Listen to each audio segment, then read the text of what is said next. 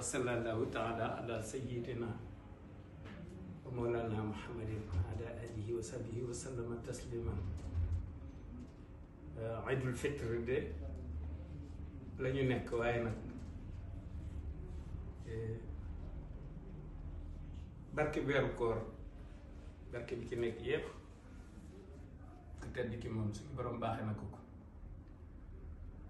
tàmbalee ci niyaat yi ak nawaafil yi ak saaxaat yi ak awxaat yi ak iqaamaat yi ak yi ca aju yépp lu ci nekk aku yiwam te yiw yépp jot na ci, waaye nag teewul ñun mu ne nu lam yanhuni zajrun wala waxidu wa humri ilal jinaani aydu. moom bisam yépp fet la, bu dul weeru koor yi, bu dul aydul fitr itam, bu dul aydul adha itam.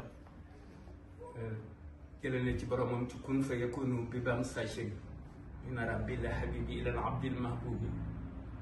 bisam yépp fet la, moo tax nag li ñuy tuddee ndéwénal xale yi di ko wax, ñu koy baaxee ndaw ñi ak mag ñi itam, góor ak jigéen, waaw ci réew mi bitim réew fépp rek.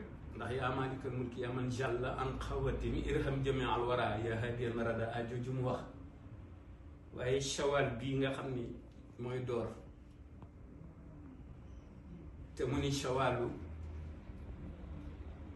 bam sa sin bishrun, donte weer bi yéppam, donte weer yépp mbégteem la, bu ci nekk weer bu ci nekk la nga ëmb yépp ci ay yiw yépp da ciy jot.